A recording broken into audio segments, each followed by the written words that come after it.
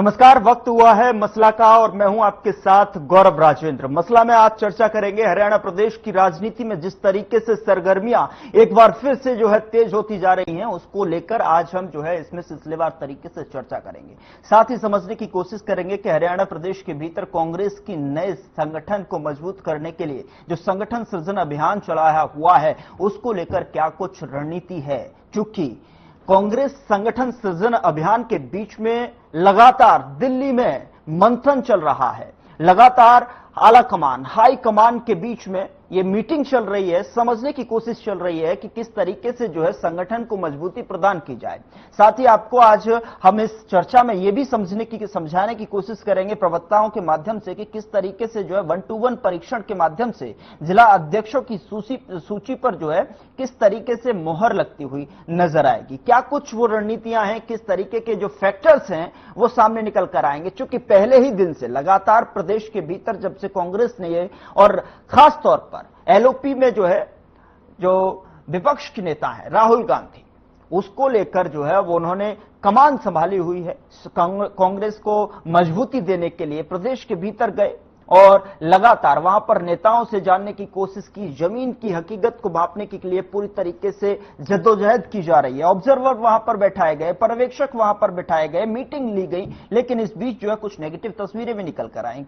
जो कार्यकर्ताओं के बीच में मतभेद भी यहां पर देखने को मिले, उन्होंने लगातार इस पर रोष भी जताया। लेकिन बहरहाल अब जिस तरीके से लगातार जो पर्यवेक्षक अपनी मीटिंग करने के बावजूद जो लिस्ट तैयार की है, उन्होंने जो डाटा तैयार किया है, यानी कि कह सकते हैं कि होमवर्क जो तैयार किया है वो आलाकमान के सामने रखने की पूरी तरीके से जद्दोजहद चल रही है, पूरी तरीके से कवायद में है। लगातार दिल्ली के भीतर ये मंथन चल रहा है कि किस तरीके से इस पर फैसला लिया जाए, फाइनल किस तरीके से इस पर आउटपुट दिया जाए, उसको लेकर आज दिल्ली में मीटिंग बुलाई गई थी। और ऐसे में इसकी कहीं ना कहीं बता दें कि प्रदेश के इसमें कांग्रेस के वरिष्ठ नेताओं को भी इसमें शामिल किया गया और पार्टी के राष्ट्रीय महासचिव संगठन केसी वेणुगोपाल और कहीं ना कहीं हरियाणा के प्रदेश प्रभारी बीके हरिप्रसाद भी यहां पर प्रदेश के कांग्रेस के वरिष्ठ नेताओं के साथ में जिलाध्यक्षों की फाइनल सूची पर 1-to-1 चर्चा भी देखने को मिल रही है। लेकिन ये चर्चा पर किस तरीके से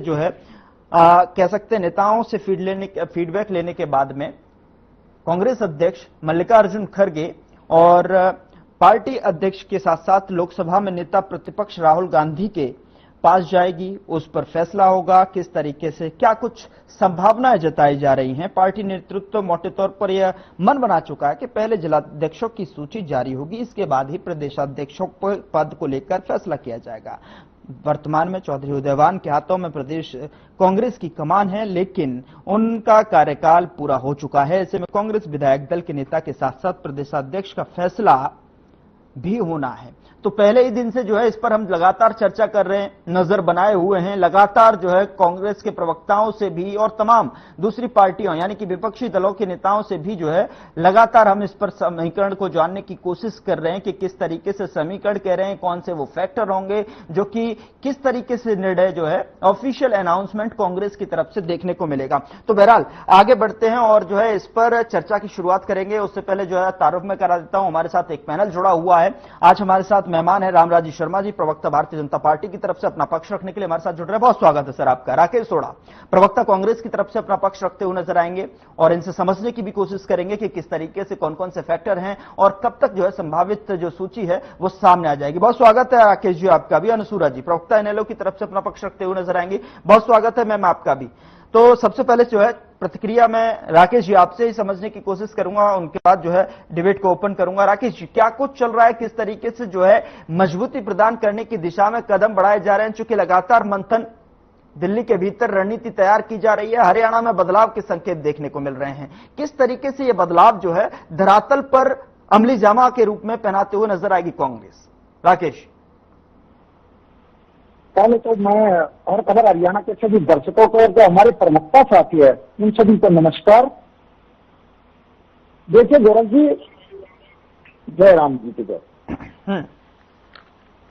गौरव जी, जैसे कि आप सब जो परिदृश्य है आज हरियाणा कांग्रेस के संगठन के विषय में वो मीडिया के माध्यम से और हमारे जो विचार हैं आपस में आदान प्रदान, इसके माध्यम से पता चल रहा है आप सबको कि आज जो कांग्रेस है, जो हरियाणा के अंदर संगठन बनाना चाहती है, जहां हमारी 11 साल में छोटी छोटी कमियां रही, उन सब कमियों को दूर करते हुए इस बार, क्योंकि हमने जो आपका पिछली बार डिबेट हुई थी इसी टॉपिक पर, उसमें भी हमने आपको बताया था कि यहाँ इस बार कांग्रेस कहीं भी ऐसी कोई कसर या इस तरह का कोई मामला छोड़ना ही नहीं चाहती कि जिस पर सवालिया निशान लगाया जा सके, क्योंकि कांग्रेस आपको पता ही है काफी बड़ा परिवार है और बड़े परिवार में सभी को साथ लेकर चलना वो पार्टी के मुखिया की जिम्मेदारी है। और इस बार राहुल गांधी जी और खड़गे साहब ने पूरा मन बनाया हुआ है कि हरियाणा के अंदर सभी जो हमारे वरिष्ठ नेतागण हैं उन सभी को और सभी कार्यकर्ताओं की भावनाओं को ध्यान में रखते हुए इस बार संगठन का गठन करना है। इसीलिए जो है सभी को हमने जो है कांग्रेस पार्टी ने इस बार केंद्रीय जो पर्यवेक्षक थे उनके साथ साथ प्रदेश स्तर के पर्यवेक्षक भी उनकी सहायता के लिए लगाए गए थे, ताकि कहीं भी किसी भी नेता को ये ना लगे कि भी आपकी संगठन का जो गठन हुआ है इसमें आपकी पूछ नहीं। और अब तो 2 दिन से जो हमारे के.सी. वेणुगोपाल जी है संगठन महासचिव हैं और बी.के. प्रसाद जो हरियाणा मामले के प्रभारी हैं, ये 1-to-1 जो मीटिंग कर रहे हैं। इस मीटिंग का मुख्य मकसद यही है कि किसी भी नेता को हम इग्नोर ना करें और हर नेता की बात को तवज्जो दी जाए, ताकि कल को यदि कोई बात किसी जिलाध्यक्ष के ऊपर आती है तो ये ना कहा जाए कि ये हमारे से नहीं पूछा गया था। सभी जिलाध्यक्षों की नियुक्ति होने से पहले सभी का फीडबैक लिया जा रहा है, सभी नेताओं से अलग अलग बात की जा रही है, ताकि कहीं कोई कोर कसर न रह जाए। और जब खड़गे साहब के पास और राहुल जी के पास ये सूची जाएगी, फाइनल सूची जाएगी, तो इसके अंदर बिल्कुल स्पष्ट भूमिका तैयार करके उनके पास भेजा जाए कि अब ये सूची के अंदर कहीं भी कोई कोर कसर नहीं है, कहीं कोई कमी नहीं है। यदि फिर भी कोई बात होती है, कहीं कोई दिक्कत आती है, तो उस पर दोबारा बात हो जाएगी। लेकिन हमारी कोशिश पार्टी की यही है कि जुलाई के अंत तक हम हरियाणा प्रदेश को उसका संगठन बनाकर दे दें। ठीक है, मैं आऊंगा आपके पास दूसरे सवाल के साथ में। रामराज जी, क्या लग रहा है आपको जिस तरीके से संगठन पर जो है कांग्रेस लगातार विचाराधीन है, ऑब्जर्वर्स और पर्यवेक्षक जिस तरीके से जो है होमवर्क पूरा करके दिल्ली में मंथन लगातार इस पर चल रहा है, फाइनल मोहर लगना बाकी है, क्या लग रहा है आपको मजबूती से कितना जो है इम्पैक्ट डाल पाएगी जो है कांग्रेस प्रदेश की राजनीति में?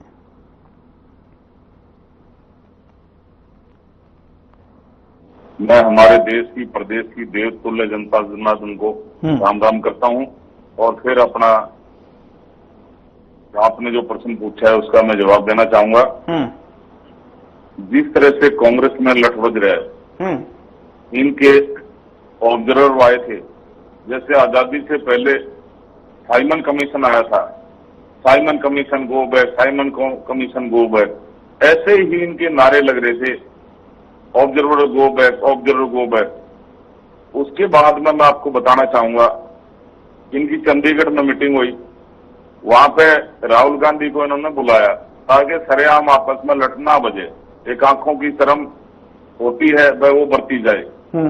और बाकी इनकी कांग्रेस में कई कांग्रेस हैं, जैसे कई बार आपके चैनल के माध्यम से हम बता चुके हैं, कहीं भूपेंद्र हुड्डा कांग्रेस है, कहीं शैलजा बहन जी कांग्रेस है, कहीं कैप्टन अजय यादव कांग्रेस है, कहीं रणदीप सुरजेवाला कांग्रेस है, कहीं चौधरी वीरेंद्र सिंह कांग्रेस है, कहीं अशोक तंवर कांग्रेस है।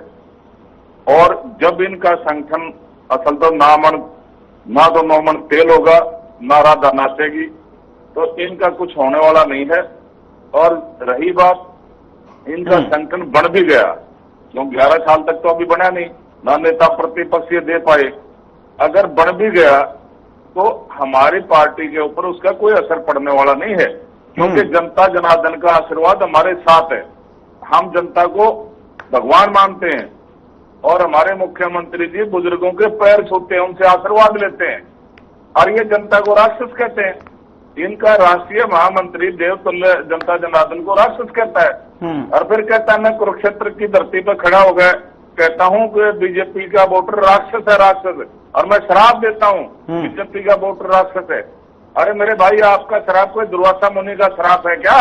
शराब उसको दीजिए, जिसने आपको हरियाणा की राजनीति से बाहर कर दिया। ये जनता भगवान का रूप है। इसने क्या खोट करा भाई? कल तक आपका वोट रहती, आज हमारा वोट है। और जो जनता की सेवा करेगा, जनता उसको आशीर्वाद देगी। हमारे मुख्यमंत्री जी 24 घंटे जनता की सेवा में लीन रहते हैं और जिस तरह से वो युवाओं के हृदय सम्राट हैं, युवा शक्ति उनके साथ है, हमारे साथ है, और बुजुर्ग हमारे साथ है, मातृ शक्ति हमारे साथ है, किसान भाई हमारे साथ है, मजदूर भाई हमारे साथ है, वंचित समाज, शोषित समाज, बैकवर्ड समाज और जो समाज बीएससी समाज, छत्ती बिरादरी का आशीर्वाद हमारे साथ है। ऐसे ही हम जनता की सेवा करते रहेंगे, जनता हमारे को आशीर्वाद देती रहेगी।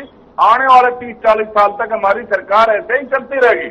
विश्व के सबसे लोकप्रिय और ताकतवर प्रधानमंत्री आदरणीय नरेंद्र मोदी जी ने एक सपना देखा है, भारत को विकसित राष्ट्र बनने का, 2047 तक भारत को विकसित राष्ट्र बनाने का। और माननीय मुख्यमंत्री जी उनके सपने को साकार करने में लीन है, लगे रहे हैं। जिस तरह से जहां भी वो जाते हैं, हर क्षेत्र में वो सौगात देकर आते हैं।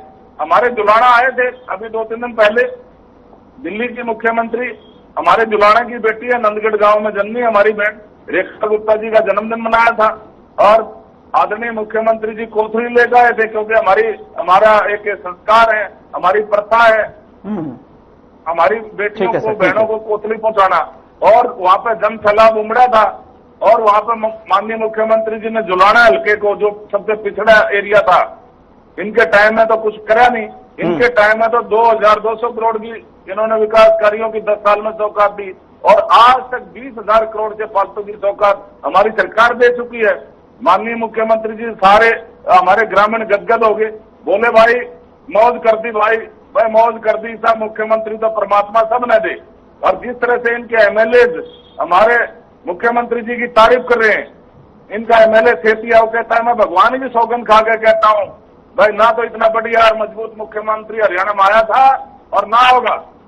फिर शैलजा चौधरी इनकी पार्टी की विधायक है, और सरदार जी रतिया से विधायक है, सारे हमारे मुख्यमंत्री जी की तारीफ करते हैं क्योंकि वो जनता की सेवा में लीन रहते हैं, युवाओं के हृदय सम्राट हैं, छत्ती बिरादरी के मसीहा हैं और सबको साथ लेकर चलते हैं। हरियाणा एक, हरियाणवी एक, सबका साथ, सबका विकास, सबका विश्वास, इस पैटर्न पर हमारी सरकार काम कर रही है।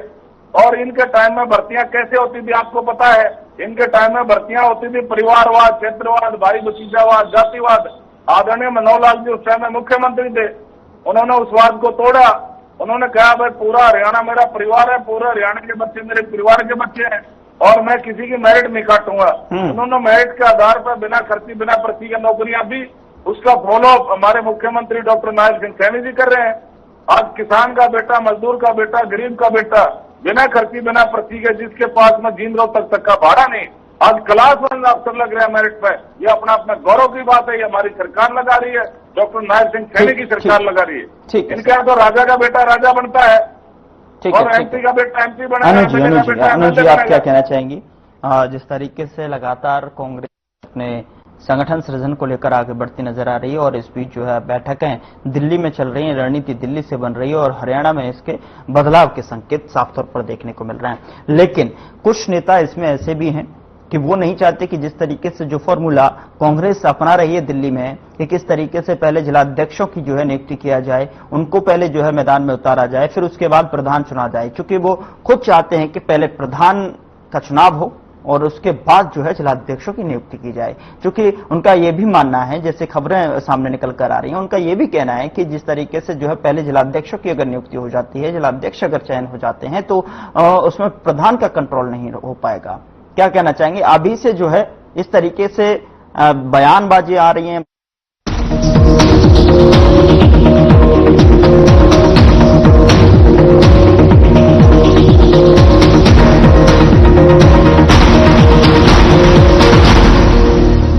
कुछ लोग खाते पीते तो बहुत बढ़िया हैं, पर फिर भी उनकी सेहत नहीं बनती। पिचके हुए गाल हैं, हड्डियां निकली हुई हैं, पैंटें ढीली हैं, कपड़े जचते नहीं, कोई पर्सनैलिटी नहीं। ऐसे लगता है इधर से खाए जा रहे हैं, उधर से निकले जा रहा है, क्योंकि उनका पाचन तंत्र खराब है। और जब तक के पाचन तंत्र दुरुस्त नहीं होगा, वो जितना मर्जी अच्छे से अच्छा खा ले, उनकी सेहत नहीं बन सकती। इसलिए हमारी संस्था सन्यासी आयुर्वेदा ने एक ऐसी दवा का निर्माण किया है जो कि आपके लिवर को, आपके पाचन तंत्र को दुरुस्त करने का काम करती है, ताकि आप जो भी खाएं उसका पूरे का पूरा निचोड़ आपके शरीर को लगे, आपकी भूख बढ़े, खाया पिया सही से लगे, नया खून बने, हड्डियों में जान आए, वजन बढ़े और आप मोटे तगड़े खूबसूरत पर्सनैलिटी के मालिक बन जाएं। सिर्फ 699 रुपए की पूरे 1 महीने की दवा होती है और आप इसे घर बैठे 01145454545 पर फोन करके दवा मंगवा सकते हैं।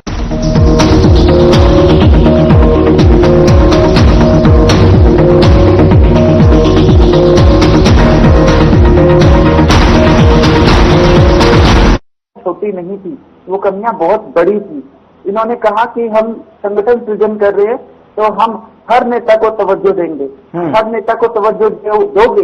तो जिस तरीके से हमने देखा विधानसभा और लोकसभा चुनाव से पहले जिस तरीके से जो जिला मुख्यालयों पे एक दूसरे पे कुर्सियां फेंक मार रहे थे कांग्रेस की, अगर हर नेता को तवज्जो दोगे तो वही हाल होगा। हर नेता को तवज्जो दी ही नहीं जा सकती कांग्रेस में। कांग्रेस की समस्या ही ये है। देखो, आप एक पिंजरे के अंदर मैं बिल्ली और चूहे को कैद नहीं कर सकते। ये तो अगर आप हर नेता को तवज्जो दोगे कांग्रेस में अगर, तो इसका सीधा सा मतलब है कि एक ही पिंजरे में आप बिल्ली, चूहा, कई तरह के जानवर डाल रहे हो, जो कि संभव नहीं है। तो कांग्रेस अगर संगठन बना रही है तो उससे कांग्रेस को और नुकसान होगा, क्योंकि अभी तक तो ये था कि पता ही नहीं कि चौधरी कौन है। लेकिन जब सरेआम एक जिले में बता दिया जाएगा कि ये चौधरी है, तो उस चौधरी की चौधर निकालने में तो कांग्रेस ही एक्सपर्ट है, क्योंकि ट्यूशन हुड्डा साहब से मिली हुई है। तो देखना आप, बहुत बुरे नतीजे होंगे। संगठन अभी तक तो ये था ना कि सब अपनी अपनी डबली, अपना अपना राग था, लेकिन जब इनको एक तार में लाने की कोशिश करेंगे, एक लाइन में लाने की कोशिश करेंगे, तो मेरे को नहीं लगता कि कांग्रेस ही इस तरह के लोग हैं कि वो एक सुर में चलना जानते हों, या उनके अंदर डिसिप्लिन नाम की कोई चीज है नहीं, जो कांग्रेस का रवैया रहा है, हमेशा से हम देखते आए हैं। उसके बाद मैं भाजपा नेताजी ने कहा कि रेखा गुप्ता की हमने कोठली दी, बहुत बढ़िया। इसीलिए सरकार बनाई है हरियाणा में कि आप दिल्ली के मुख्यमंत्री, उनकी भाषा कैसी है मैं उससे नहीं जाऊंगी, लेकिन उसकी कोठली पहुंचाई आपने। कोठली आप हरियाणा पुलिस की भी पहुंचा दो, अगर थोड़ी बहुत शर्म है तो।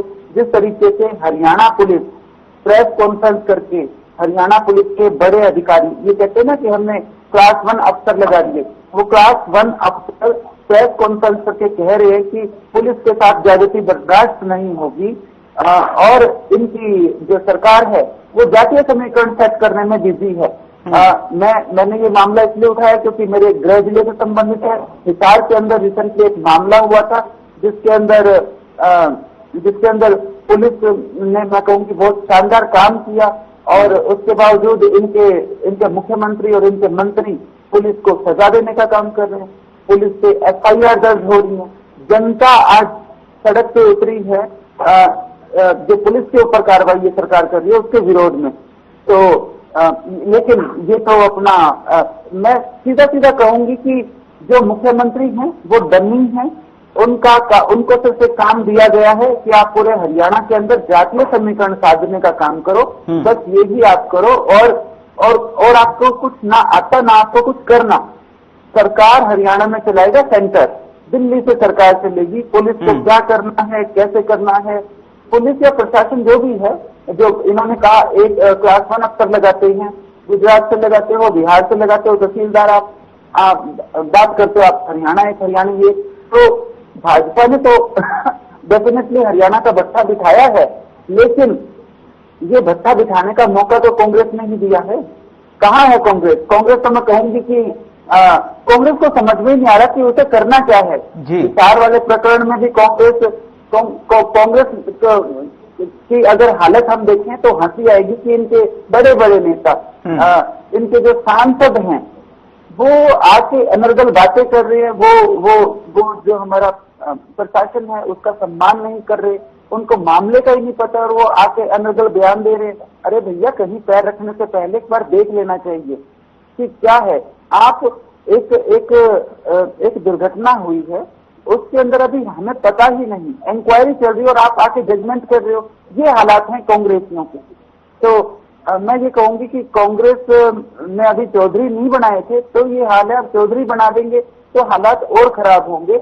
इनके जो जिला मुख्यालय हैं उनके ताले भी जड़े गए थे चुनाव के दौरान। अब तो मेरे को लगता है बुलडोजर ही चला देंगे। कांग्रेसी तो बहुत खतरनाक चीज होते हैं। जैसे ही इन्हें लगेगा कि हमारे गुट का जिला प्रधान नहीं बना तो दूसरा गुट, मेरे को यकीन है कि ये बुलडोजर भी चला सकते हैं कांग्रेस भवन के ऊपर ही। तो ये हालात है गौरव जी कांग्रेस के संगठन के। ठीक है राकेश जी, क्या यही हालात हैं जो है कांग्रेस के संगठन के? और दूसरी चीज जो है, जिस तरीके से सवाल ये भी उठ रहा है कि जो रणनीति कांग्रेस की तरफ से बनाई जा रही है कि पहले जिलाध्यक्षों के नाम की सूची का ऐलान किया जाए, उस पर कुछ जो है नेताओं के, बड़े नेताओं के ये भी जो है मत है कि ऐसे में सबसे पहले जो है जिलाध्यक्षों को छोड़ के कहीं ना कहीं प्रधान के लिए वहां प्रदेश कांग्रेस में प्रधान का कंट्रोल किया जाए, पहले उनका नाम घोषणा की जाए, उसके बाद उनसे जो है रायशुमारी की जाए जिलाध्यक्षों के नाम की चर्चा पर। और उसके बाद चूंकि उनका मानना है कि अगर उनसे पहले जिलाध्यक्षों के चयन कर दिया तो कहीं न कहीं प्रदेश कांग्रेस में जो है प्रधान का कंट्रोल नहीं रहेगा। मानते हैं आप? पहली बात तो मैं तो है ना भारतीय जनता पार्टी और हमारे एमएलए की जो बहन है प्रवक्ता है उनकी बातों का जवाब देना चाहूंगा।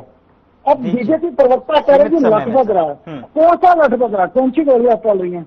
हमने जो है 30 जून अपना पैनल बनाने की तारीख रखी और 30 जून तक सभी जिलों के पैनल हमारे हाईकमान के पास पहुंच गए। अब ये बात करते 9 मन तेल की बात कर रहे हैं, 9 मन नहीं 900 मन तेल भी होगा। और जब वो तेल होगा ना तो राधा नहीं नाचेगी, इस बार बीजेपी नाचेगी और बीजेपी को नचाने का काम हम करेंगे। और दूसरा कहा कि वोट है राष्ट्र की बात करते हैं, वोटर की बात, इनका वोटर कहां से आ गया? ये तो तंत्र की सरकार है, इन लोगों की सिर्फ ये तंत्र की सरकार, जनता की सरकार नहीं है। इनका कोई ऐसा वर्ग नहीं है प्रदेश का, कोई मजदूर है, किसान है, खिलाड़ी है, कर्मचारी है जो सड़क पर ना उतरा हुआ। सबसे इतिहास का सबसे लंबा किसान आंदोलन हरियाणा के बॉर्डर पर है और उसके बाद खिलाड़ी, कर्मचारी, हर किसी को इन्होंने लठ मारने का काम किया। और ये लोग बात करते हैं कि जनता इनकी तरफ है, जनता नहीं, इनका सिर्फ तंत्र सिस्टम है। और इन लोगों का एक भी काम ऐसा नहीं है, इन्होंने पूरे हरियाणा प्रदेश का बेड़ा गर्क करने का ठेका ले रखा है इन लोगों ने। तो आप ये देखिए, कहते हैं अफसरशाही या कर्मचारियों की जब बात करते हैं, नौकरियों की जब बात करते हैं, इनको हरियाणा के अंदर अफसर जेई नहीं मिलते, इनको अफसर मिलते हैं गुजरात से, अफसर जेई मिलते हैं गुजरात से, बिहार से, यूपी से। इन लोगों ने हरियाणा के टैलेंट को भी दूसरे प्रदेशों में भेजने का काम कर दिया। इन लोगों ने बेड़ा गर्क कर दिया है। और रही बात हमारी बहन इन्हें प्रवक्ता कह रही कांग्रेस परिवार क्या है, ये अपना परिवार अपने गिरदान में जाकर देखें इनका परिवार क्या है, ये लोग के हालात क्या है। वो पार्टी जो देश में हरियाणा प्रदेश में दूसरे पहले नंबर की पार्टी होती थी, आज उसकी हालत क्या है। 1-1, 2-2 एमएलए के लिए रोना पड़ रहा है इनको। कहाँ इनका वर्कर, कहाँ इनका संगठन है। और ये बात करते हैं कांग्रेस पार्टी की, कांग्रेस पार्टी आज भी इतनी मजबूत है, पहले भी इतनी मजबूत थी। किसी भी पार्टी के संगठन को इतना ओपन कभी नहीं दिखाया ठीक है राकेश जी, ठीक है, हो गया। रामराज जी 10 सेकंड में आप जो फाइनल कमेंट दीजिए क्योंकि समय भी सीमित है। शर्मा जी बोलिए। देखो, मैं आपको बताना चाहूंगा, पहले तो इन लोग प्रवक्ता ने हमारे मुख्यमंत्री जी को डम्मी कहा। इनको शर्म आनी चाहिए ऐसी बात कहते हुए। इनके टाइम में मास्टर हुकम सिंह जी इन्होंने बनाए, उनका रिमोट कंट्रोल किसके हाथ में होता था? उनका रिमोट कंट्रोल होता था जी का हाथ में। इन्होंने मुख्यमंत्री बनाए, कितनी बार हटाया, कितनी बार बनाया। ठीक है सर, जो है समय मुझे इससे ज्यादा आगे बढ़ने के लिए इजाजत नहीं दे रहा है, माफी के साथ आपको रोकना चाहूंगा। शर्मा जी और राकेश सोड़ा जी, अनुसूरा जी, आप तीनों मेहमानों का बहुत बहुत शुक्रिया चर्चा में शामिल होने के लिए। लेकिन देखने वाली बात यह होगी कि जिस तरीके से दिल्ली में लगातार कांग्रेस संगठन सृजन अभियान को लेकर मंथन चल रहा है, उसको लेकर कांग्रेस के जो है अध्यक्ष मल्लिकार्जुन खड़गे और लोकसभा में नेता राहुल गांधी की तरफ से किस तरीके से उस पर फैसला लिया जाएगा, किस तरीके से 1-to-1 मीटिंग के माध्यम से उस पर चर्चा कर ये फाइनल अनाउंसमेंट यहां पर कांग्रेस के संगठन सृजन अभियान का देखने को मिलेगा। इस पर लगातार प्रदेश के साथ साथ हमारी भी नजरें बनी हुई हैं। फिलहाल मसला में इतना ही, नमस्कार।